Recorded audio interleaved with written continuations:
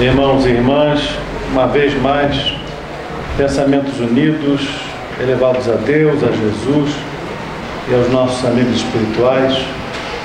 Vamos rogar a proteção e o amparo de mais alto para que tenhamos as ideias e as palavras mais adequadas a tudo aquilo que a espiritualidade superior programou para a nossa noite de estudo de hoje. Graças a Deus.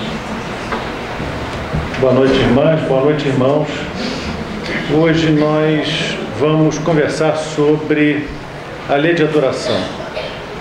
A lei de adoração, ela está no capítulo 2 da parte 3ª do Livro dos Espíritos. E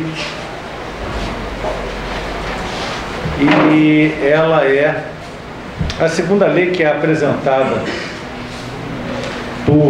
pelos Espíritos através de Kardec. Muita gente, antes de entrar propriamente na lei de adoração, tem muita gente que pergunta por que no Livro dos Espíritos, na parte 3ª, justamente das leis morais, nós temos 11 leis morais e um 12º capítulo, que é a perfeição, o modelo perfeito, o homem perfeito. Bom, muita gente pergunta por que 11 leis, porque obviamente está se reportando às 10 leis do Sinai, as 10 leis que Moisés trouxe ao povo judeu e que pertencem à humanidade, ou que vieram para toda a humanidade, não só para o povo judeu. Porque, na verdade, o que a gente tem na parte 3ª é a primeira lei, é a lei divina ou lei natural. Essa é toda a lei. Tudo é um corolário dela, tudo é um desdobramento dela. As outras 10 leis que vêm depois, essas a gente pode comparar ao decálogo mosaico. Mas a primeira lei é a lei maior, é a lei que tudo engloba. A lei divina ou lei natural. A lei que rege tudo o que está no universo. E aí depois vem as outras 10, ou vem as 10 que estão contidas nela. É uma forma de, vamos dizer, esmiuçar, explicar detalhe por detalhe. Então a gente pode comparar a lei de adoração ao primeiro mandamento. Qual é o primeiro mandamento do decálogo mosaico? Ama a Deus sobre todas as coisas, né?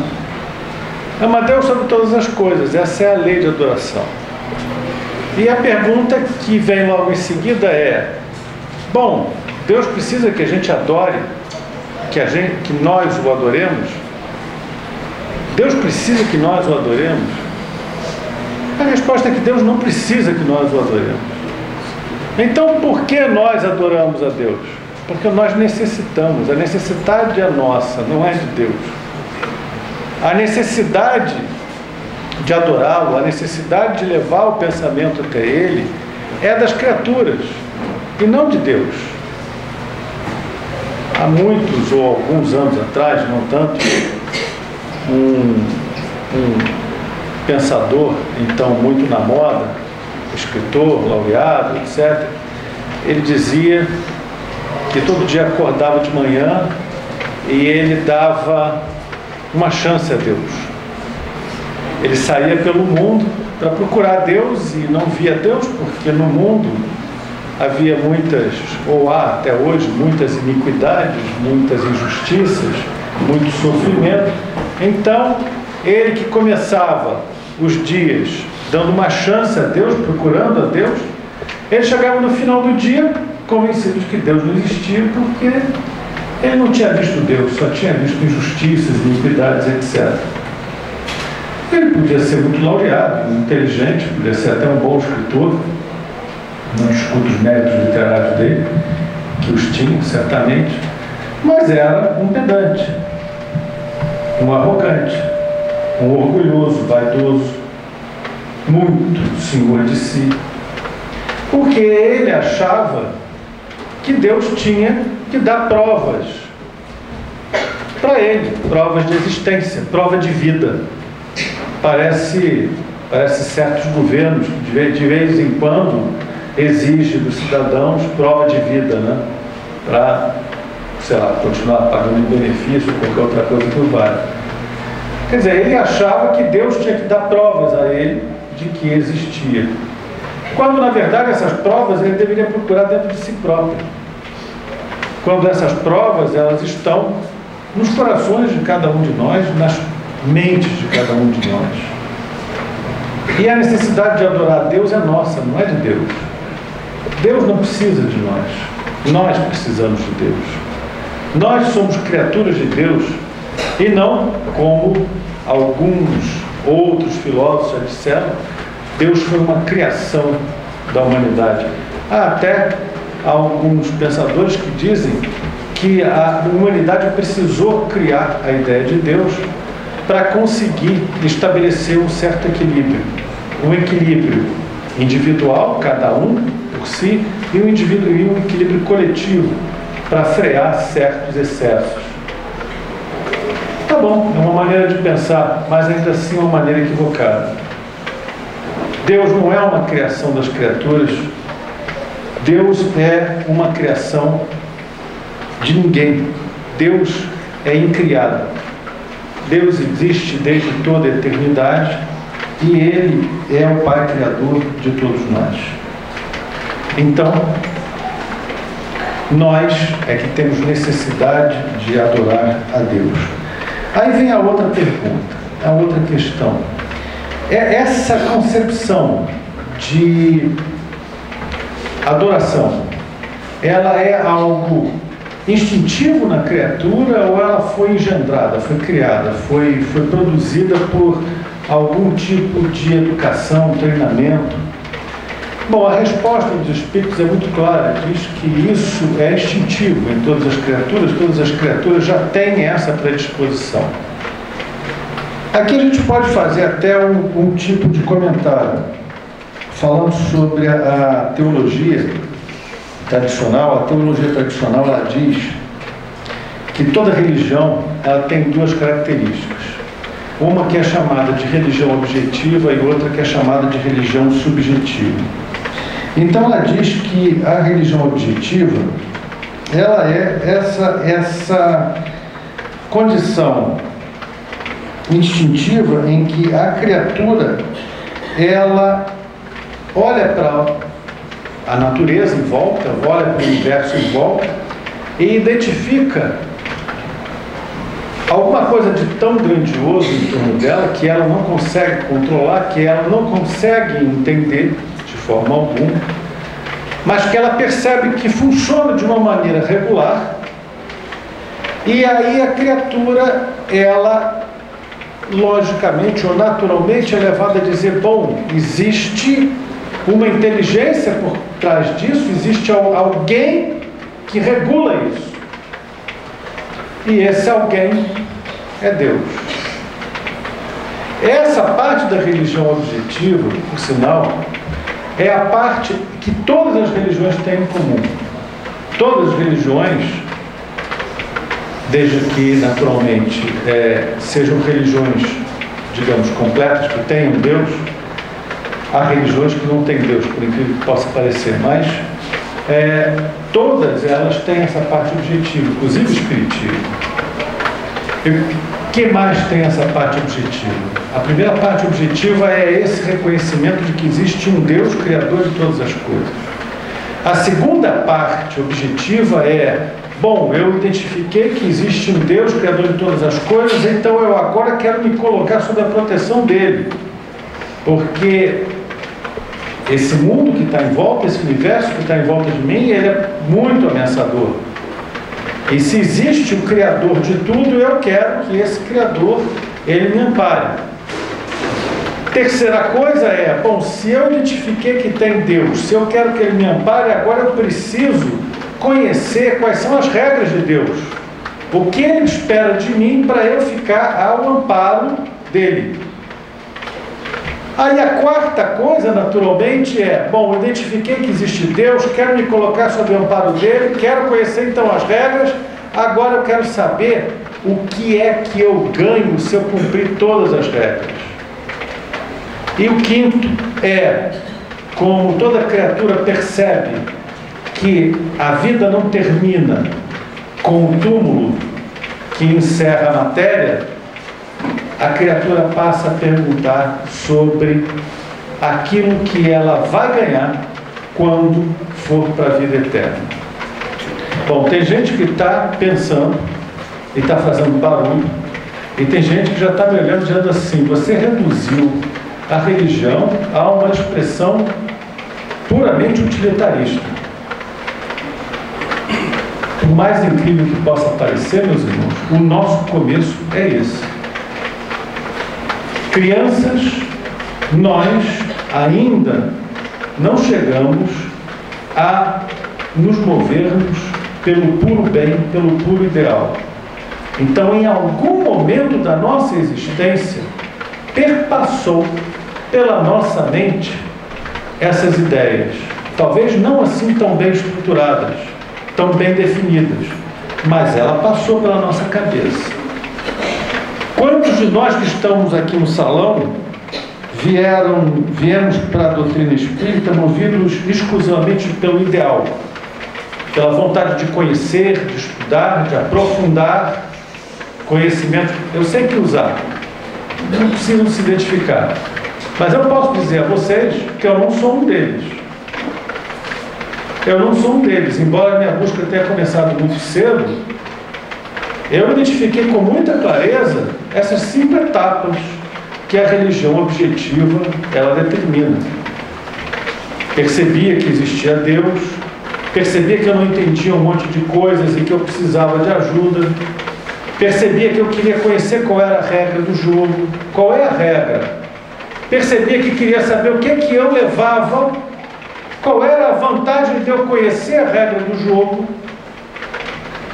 Desculpem se eu estou falando de uma maneira assim muito rastaquera, mas eu estou nivelando o discurso no ponto dos nossos interesses, que ainda somos bastante egoístas para muitas coisas.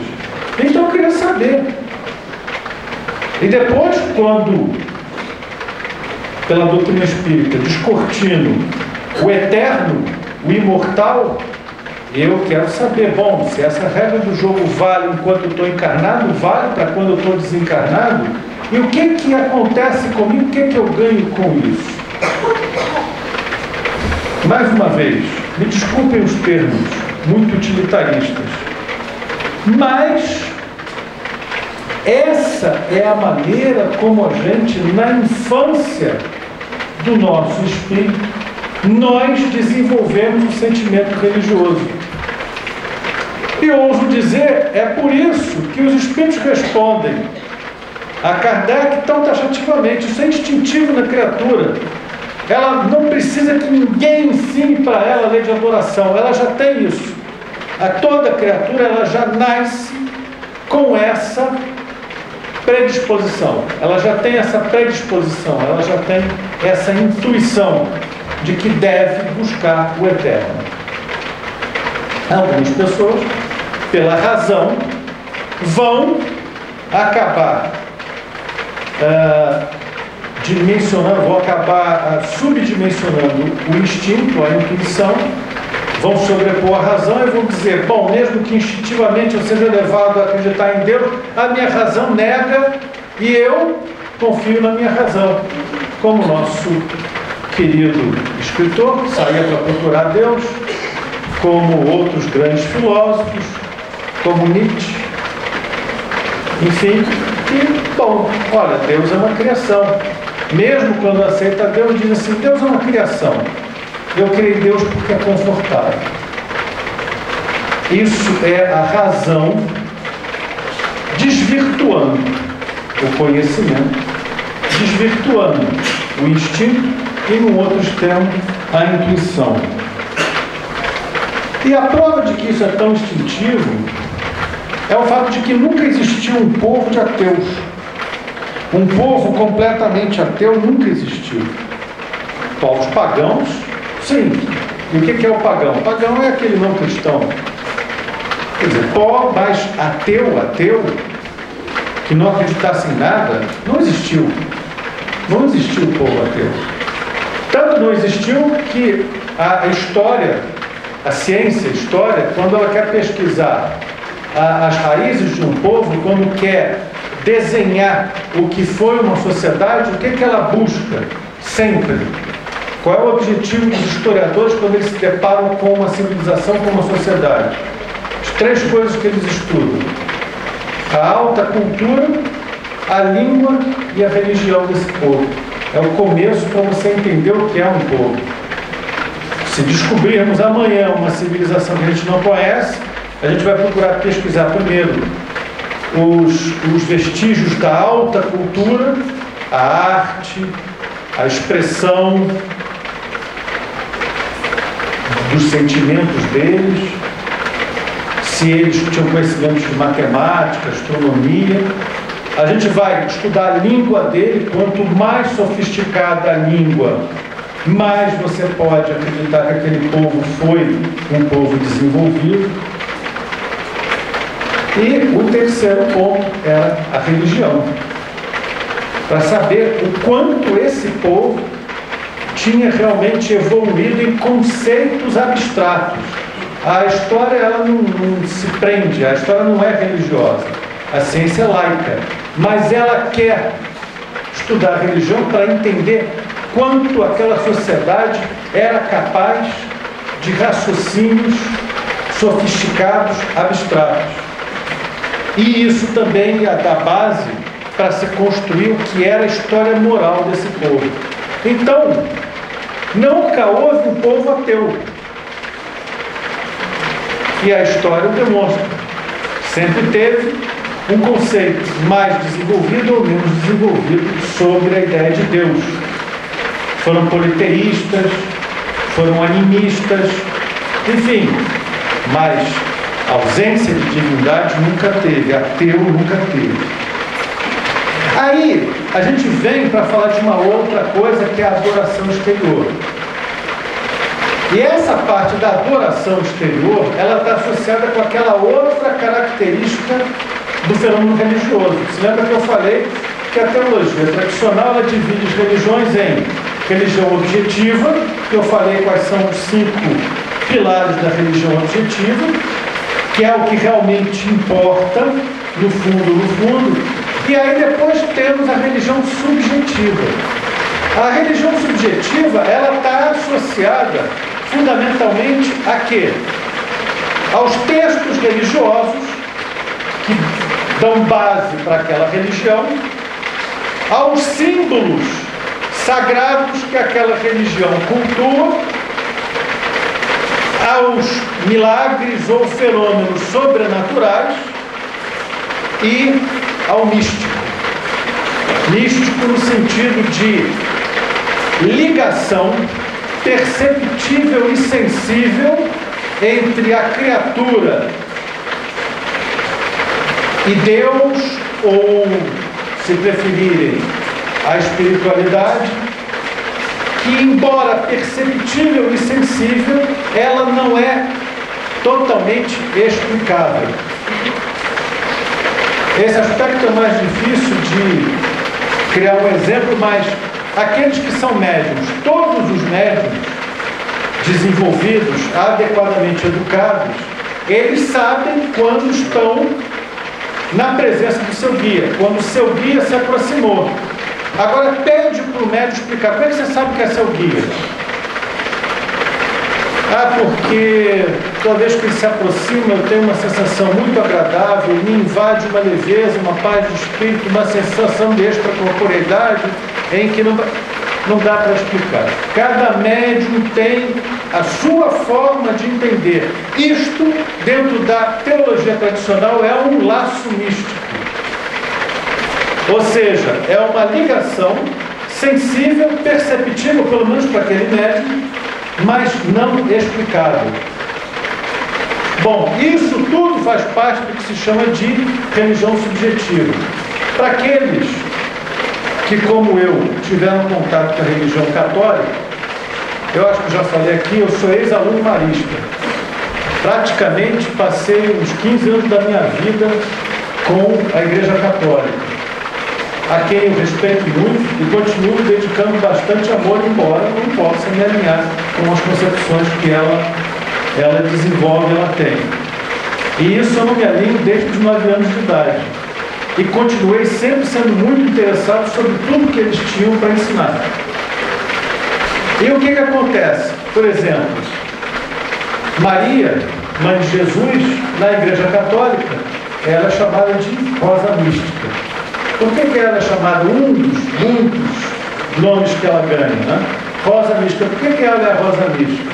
Porque ela tem uma ligação perceptível e sensível com Jesus, o seu filho, e na teologia católica, dentro dos dogmas da Santíssima Trindade, também Deus, que, em tese, toda a cristandade percebe, ou pelo menos a parcela católica da cristandade percebe, mas não consegue explicar. E nem deve tentar explicar muito. Parênteses. Toda vez que tentou explicar, saiu um pau que já teve até morte na igreja por causa disso. Fecha parênteses. São João Crisóstomo morreu no ano de... entre 300 e 400 ele morreu porque ele não achava que Maria fosse mãe de Deus. Ele achava que Maria era mãe de Cristo. Cristótocos em grego, como eles falavam na época. Enquanto que a outra corrente afirmava que Maria era mãe de Deus, então era Theotokos. E aí, entre Cristótocos e Theotokos, um ou outro assassinado. Enfim, a nossa história, não pensa que eu estou falando aqui, você está falando mal dos católicos, você está cuspindo um prato que comeu. Não, pelo contrário. Eu estou até exaltando a isenção intelectual daqueles que me educaram, porque eles contaram tudo isso para mim. E sem nenhum tipo de receio, sem nenhum tipo de fluido. Eles simplesmente ensinaram. E eu absorvi da maneira que pude. E da maneira que pude absorver, transfiro também aos irmãos sem juízo de valor. Ou até emitindo um juízo de valor sim. Espíritas atuais éramos nós, jogando pedra na cruz, cuspindo na face de Cristo e nos embrenhando nessas patranhas religiosas, discutindo essas questões todas. Aí alguém diz assim, eu não fiz nada disso. Não, talvez você tenha sido soldado da Inquisição, o que dá quase na mesma coisa, né? Enfim, todo mundo está comprometido de alguma maneira. Então, aliás, parênteses, numa outra casa espírita, há muitos anos, não vou citar o nome, talvez as pessoas saibam até do que eu estou falando, uma vez os médiuns, eles estavam discutindo sobre o que os teria levado até a casa espírita. E, naturalmente, todos eles eram muito generosos, né? Eles, nas outras encarnações, já tinham sido grandes beneméritos da humanidade, etc. Então, estavam voltando como médiuns para continuar trabalhando em prol da humanidade. Aí, o dirigente daquela casa, já mediunizado, o guia dele disse assim, bom, já que vocês estão tão preocupados em saber o que une todos vocês, que são médiuns dessa casa, eu diria que realmente é um laço religioso que os une. Aí todo mundo ficou satisfeito. Todos vocês participaram da Santa Inquisição. Todos vocês foram carrascos, juízes tendenciosos, perseguidores, soldados mercenários, e agora estão aqui reunidos. Então, essa é a história, mais ou menos, de todos nós. E aí vem, então, esse capítulo da adoração exterior. Como existem todos esses símbolos, essas questões, e aí, por exemplo, no Espiritismo, a gente tem livro religioso? Não. Não tem livro sagrado no Espiritismo, nenhum. Mas não tem o Evangelho segundo o Espiritismo. É um livro. É só um livro. Então se eu for a um tribunal do júri e eu tiver que jurar, eu não posso pedir para jurar sobre o Evangelho segundo o Espiritismo? Melhor não, porque isso é uma bobagem. Aí aquele cara que para fazer fosquinha os espíritos cuspiu no livro dos espíritos e pisou em cima, perdeu tempo.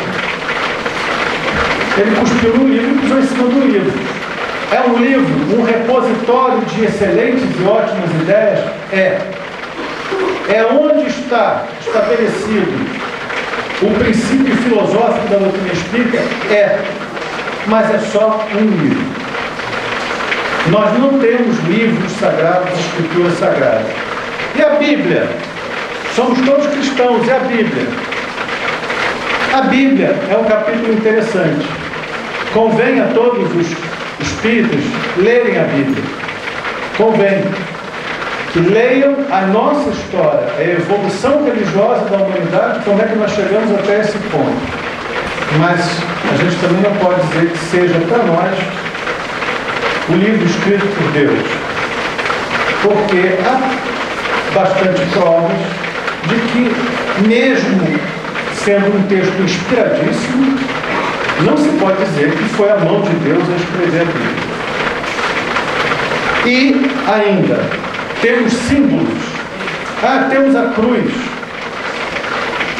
Embora eu possa ter muito respeito à cruz, o que os Espíritos sempre dizem para nós, e o que sempre, desde criança, me causava um certo constrangimento ver Jesus pregado na cruz. Porque Jesus é muito maior do que a cruz. Jesus ele não pode estar pregado na cruz para toda a eternidade. Jesus, ele está livre da cruz. Sempre esteve livre da cruz. Mesmo quando esteve pregado na cruz, ele nunca pertenceu à cruz. A cruz foi simplesmente uma demonstração dos sacrifícios que ele fez por nós.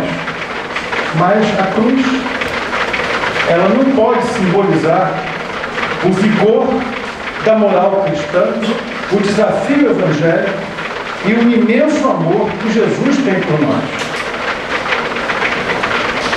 Que mais? Que outros símbolos? A gente não tem símbolo. Mas a casa espírita, toda a casa espírita que se preza, tem sim. Tem uma foto de Eurípides Barçanufo, tem uma foto de Bezerra de Menezes, Alta de Souza. Tem também, agora, mais recentemente, tem foto de Chico Xavier. Tem porque a gente precisa do símbolo. É uma necessidade nossa. Quando a gente reza, precisa estabelecer uma imagem para nós. Senão fica um vazio na mente.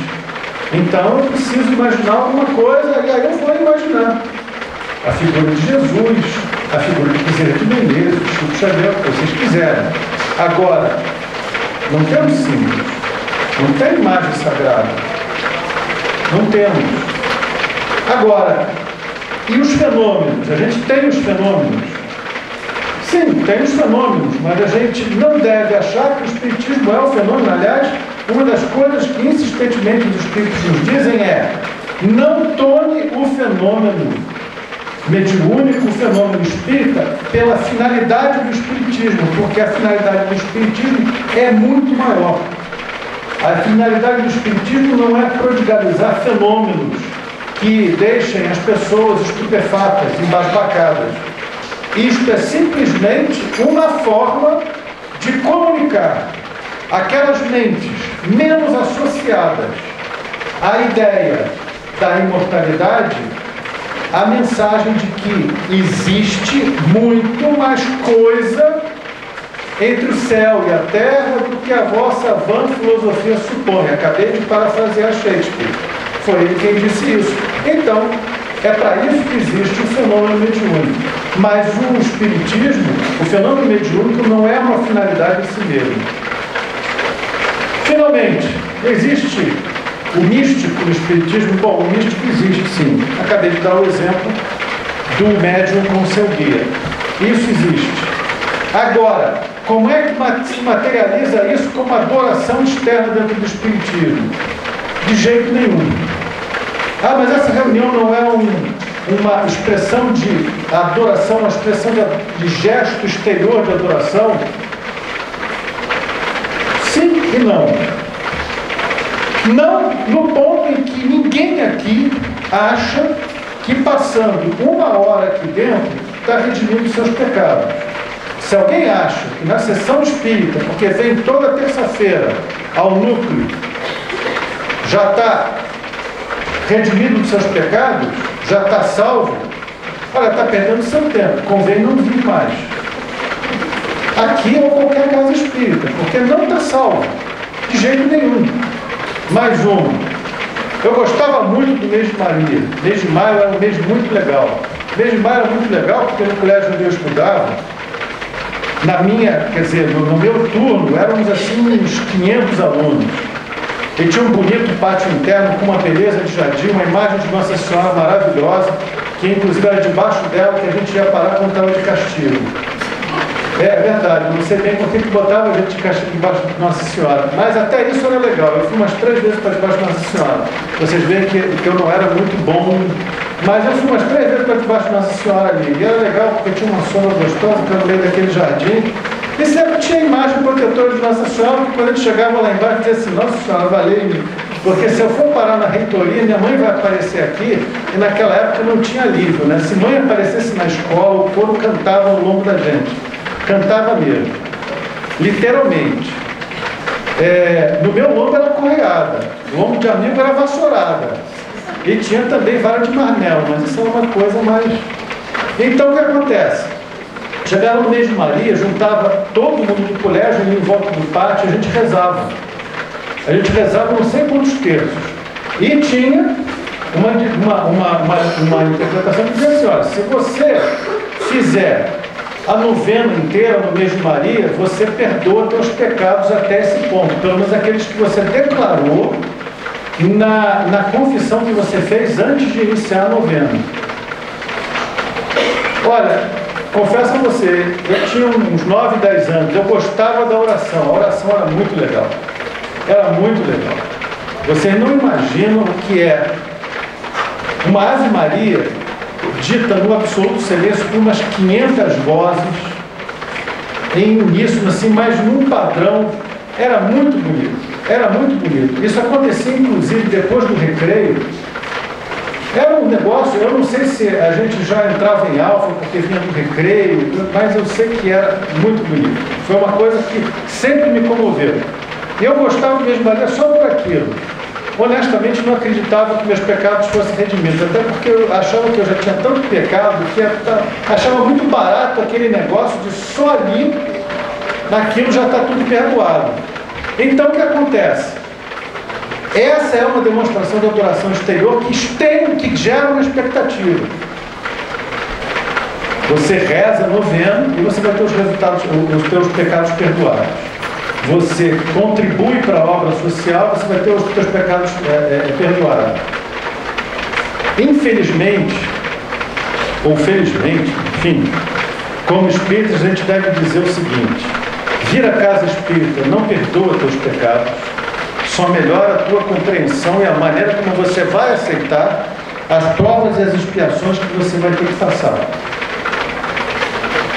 Doar alguma coisa para a causa espírita não perdoa os teus pecados, só ajuda você a exercitar a virtude da caridade e a doar parte do teu tempo para alguma coisa que beneficie as outras pessoas e aí sim, indiretamente beneficiando os outros, você venha a ser beneficiado, porque a virtude da caridade é principalmente aquela virtude que, fazendo com que você compreenda que, mesmo sendo maus como nós somos ainda capazes de amar desinteressadamente criaturas que nós não conhecemos, e se nós fazemos isso, então nós compreendemos como é o amor de Deus por nós.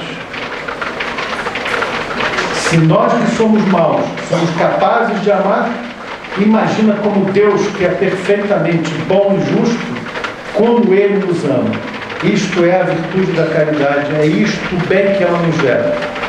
E isso nos dá uma paz de espírito completa para aceitar que o fim para nós sempre será bom, mesmo que as nossas provações pareçam infinitas, imorredoras, eternas. Elas não são. E aí o que acontece? Bom, então não adianta nada a gente rezar em público, não adianta. Você acabou de dizer que gostava do mês de Maria. Gostava, achava bonito. Não falava com meus amigos, porque todo mundo tinha que fazer aquele papel, todo mundo era um colégio, só tinha menino. todo mundo macho, porque naquela época todo mundo tinha que ser macho, e não podia dizer que gostava de rezar Não, aquilo era uma chateação. Mas gostava. Achava bacana, achava bonito. E aí? Aquilo não tinha valor nenhum? Tinha o valor, não o valor da exteriorização da adoração para que os outros vissem. Tinha o valor que talvez pela primeira vez na vida eu tive consciência pelo menos de uma dimensão, a dimensão do belo, a dimensão da benignidade. Era uma coisa benigna e bonita. E alguém já disse, os orientais dizem que você também pode chegar a Deus pela apreciação do belo. Aquilo era bonito, era agradável de ouvir. E era uma expressão absoluta de benignidade. Então, daquela forma você pode se engrandecer. Agora, porque você demonstrou publicamente, você já ganhou o reconhecimento dos teus pares, porque está ali. Ah, que ótimo, esse cara vem sempre à igreja, ou vem sempre à casa espírita. Acabou ali, morreu ali, não tem valor.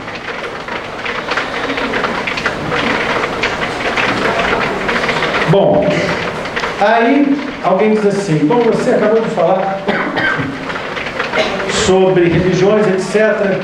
E aquelas pessoas que a gente sabe que apenas por uma tradição familiar, cultural, elas se mantêm vinculadas a um grupo religioso. Bom, o que acontece? Acontece que se a criatura ela faz isso por amor às outras criaturas, o próprio Hermínio de Miranda diz que no início dele no espiritismo, ele não tinha coragem de falar para a mãe dele que ele era espírita. E quando ele ia visitar a mãe dele, ele ia à missa, à igreja, sei lá, o que ele ia. Ele era um hipócrita? Não, ele sabia que a mãe dele não ia entender. A mãe dele não estava no momento de entender. E ele não queria causar nenhum tipo de desgosto à mãe. Então ele não precisava dizer para a mãe, afrontar a mãe. E ainda ia naturalmente, quando a visitava, ao culto religioso lá da religião da mãe. Quando a pessoa faz com esse intuito de não ofender, de não magoar, existe até um bonito gesto por trás disso. Agora, quando a pessoa simplesmente se mantém vinculada a algum culto religioso para poder oferir algum tipo de benefício, não, eu tenho que ficar aqui nessa religião porque eu tenho uma casa comercial aqui nessa cidade, todo mundo nessa cidade é shintoísta. Então eu vou ser shintoísta também, porque se não for shintoísta ninguém entra na minha loja. Tá, isso aí não tem valor nenhum. Já tem o valor de botar gente na tua loja. Acabou, e chega. É tudo que você vai levar disso. Bom, no outro extremo, e aquelas pessoas que se entregam à religião de tal maneira que elas abandonam o mundo. Elas acabam se dedicando exclusivamente a uma vida de contemplação. Mais uma vez, primeiro, se apartar do mundo não traz bem nenhum, nem para o mundo, nem para você. Aliás, uma das primeiras lições que a minha mãe me deu foi a de que o mundo podia ser um lodaçal. Só que a vida, a arte de bem viver, era você entrar no lodaçal sem sair sujo. Ou seja, você vai para a vida, conheça as patifarias, mas nunca pratique as patifarias, nem se deixe envolver pelas patifarias. Era isso que minha mãe me dizia. O mundo é um lodaçal, mas a arte da vida é você entrar nesse lodaçal e conseguir sair limpo. Se você sair limpo do lodaçal, você está se conduzindo bem. Se você se emporcalhar no lodaçal e ainda gostar de nadar de braçada no lodaçal, aí você está mal arrumado. Porque tem gente que gosta. Então, o que acontece? O mundo ele se beneficia quando alguém vai disposto a não piorar a sujeira que existe em volta. E até, na medida do possível, limpar. Não ganha nada se as pessoas que querem se manter limpas, elas dizem assim, não, nessa podridão não entra. É como também nos dizem os espíritos, você deve odiar o pecado e amar o pecador. Essa é a conduta. Ama o pecador, odeia o pecado. Se é que a gente pode se expressar dessa forma. Então o que acontece? Viver uma vida de contemplação, ela não traz benefícios para a sociedade e, por extensão, não traz grandes benefícios a quem adota essa vida de contemplação. Olha, mas houve grandes espíritos que adotaram essa vida de contemplação.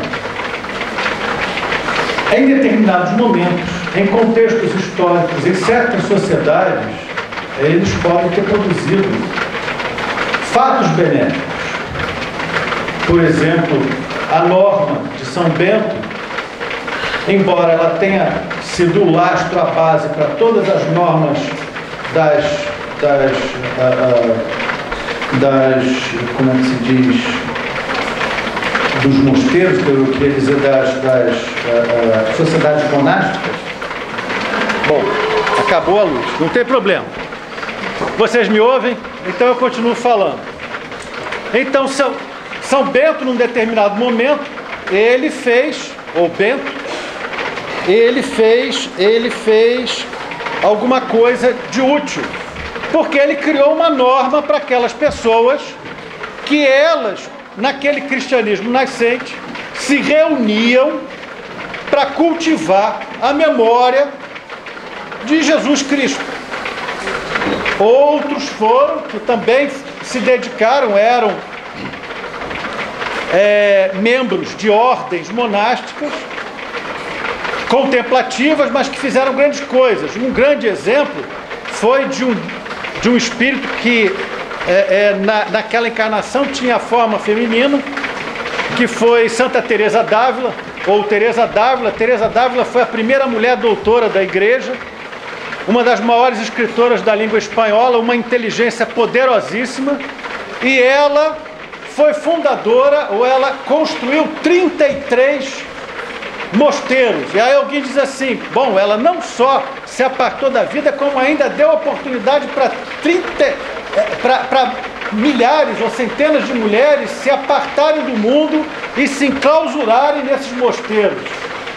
Na verdade, o que ela fez foi, construindo 33 mosteiros, ela movimentou a economia e deu emprego. Ela instalou esses mosteiros em lugares miseráveis na Espanha, onde não tinha nenhuma fonte de renda, de trabalho. Ela ia lá e instalava um mosteiro. O mosteiro levava uns 6 anos sendo construído. Era emprego para todo mundo. Quando acabava de ser construído, já tinha um campo cultivado em volta. As pessoas continuavam cultivando aquele campo e, naturalmente, o mosteiro movimentava pessoas que iam e vinham em busca do mosteiro, e ali movimentava o comércio. Com isso, ela movimentou a economia daquelas paragens miseráveis. Ela, em tese, tinha uma vida contemplativa, mas na prática ela ia em direção ao mundo para favorecer o mundo, para favorecer as criaturas. Vida contemplativa, ela por si só não conduz ninguém a um grau maior de perfeição, a um grau maior de felicidade. Todos nós devemos ir em busca do mundo, sempre lembrando, se eu posso citar a minha mãe, sempre lembrando que se o mundo é um lodaçal, a gente vai ao mundo, mas saindo limpo de dentro desse lodaçal. Finalmente, a prece. Um ponto de muita discussão, inclusive foi um ponto de muita discussão na época da Reforma Protestante. Quando a Reforma Protestante se instalou, e a Reforma Protestante, todos nós sabemos, ela foi um movimento dentro da própria Igreja Católica, né? Lá pelo século XV, o que aconteceu? Aconteceu que alguns membros do clero católico, eles disseram: olha, gente, a gente já está exagerando na dose dessa história de ficar vendendo graça, vendendo lugarzinho no céu. Isso não pode ser assim. E aí, os protestantes, eles começaram uma reação. Eles começaram dizendo: olha, não existe autoridade absoluta de nenhuma igreja, não existe autoridade absoluta de nenhum líder. A única autoridade é a autoridade do texto bíblico e do texto evangélico por excelência. Essa é a autoridade. E aí, na sequência, eles disseram assim: ó, não adianta rezar. Não adianta rezar por ninguém. Você reza num sentido de adoração, mas não reza pedindo nada por ninguém, principalmente por morto.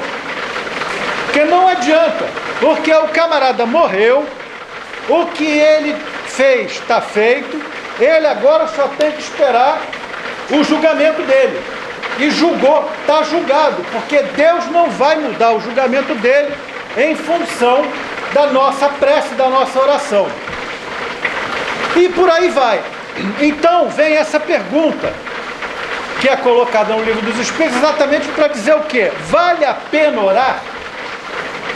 E a resposta dos Espíritos é: sim, em todas as condições, sob qualquer pretexto, rezar a Deus com pureza d'alma, com pureza de intenções, é valioso.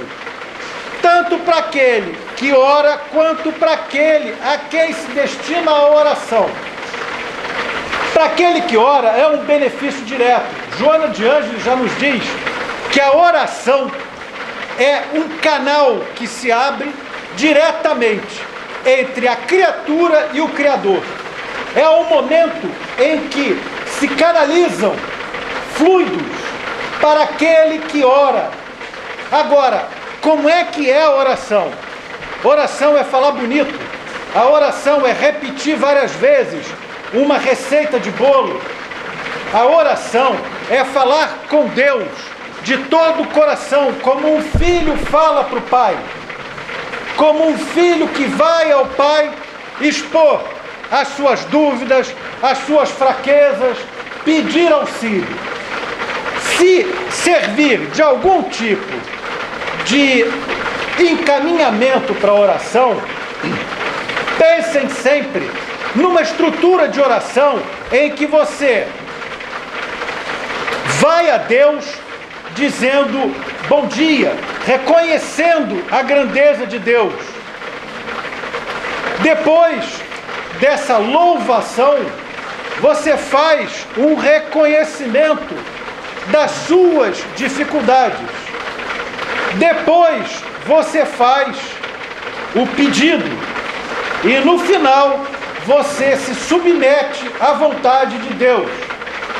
Essa é a estrutura do Pai Nosso.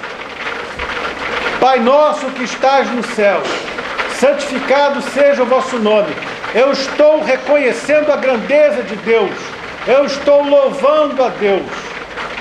Aí logo em seguida, o que eu vou fazer? Vou chegar a pedir e depois vou, no entanto, me colocar nas mãos de Deus para que Ele decida. É assim que é a estrutura de qualquer oração. Mas a verdadeira oração é aquela que sai do fundo do coração. É aquela que é dita com toda a alma, com todo o espírito. Essa é a verdadeira oração. Essa é a oração que reverbera no infinito e alcança para nós as simpatias de todos os bons obreiros de Jesus e que alcança mesmo metaforicamente os ouvidos de Deus. As outras orações, falar bonito, falar empolado, recitar muitas vezes a mesma oração, se você não está fazendo isso com o teu coração, não adianta. Não perca o teu tempo. Não perde o teu tempo. Talvez muitos de nós tenhamos dificuldades em orar. Então, se você tem dificuldade em orar, haja em favor do bem.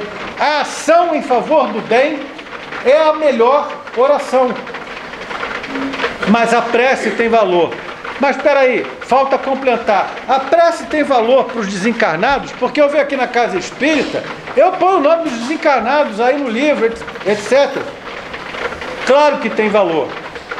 Mas que valor? Você vai conseguir comutar, entre aspas, as penas deles? Ah, ele vai ter menos expiações, menos provas? Não. Na verdade, não. O julgamento de Deus, ele não está condicionado ao nosso petitório. Nós não podemos ser advogados das causas dos nossos desencarnados. Mas a nossa oração atrai boas simpatias para eles, atrai ajuda.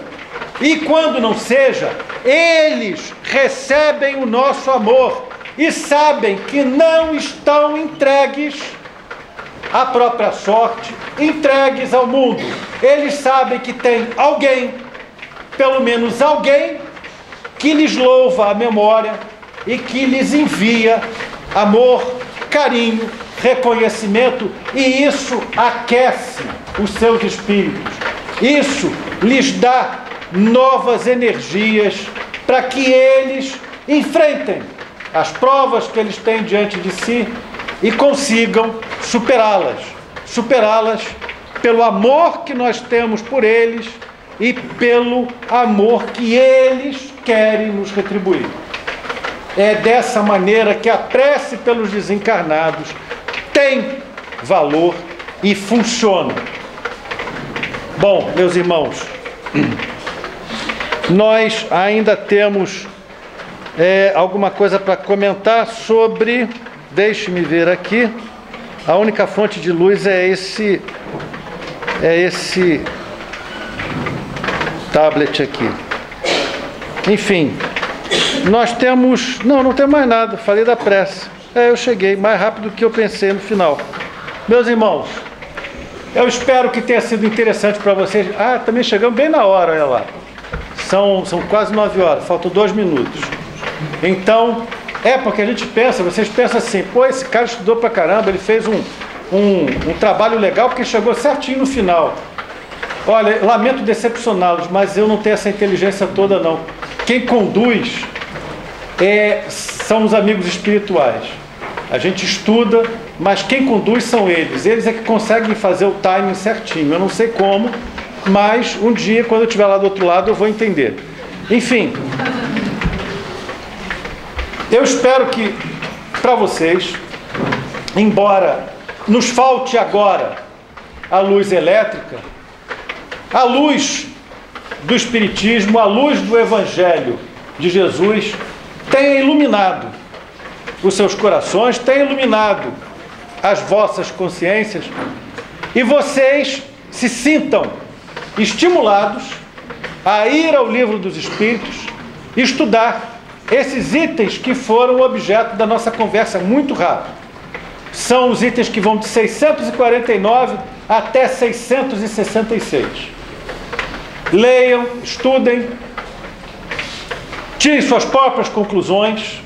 Vocês vão chegar a conclusões melhores do que essas que a gente pôde conversar aqui, porque infelizmente essas conclusões são aquelas que eu, como instrumento para os espíritos, pude possibilitar.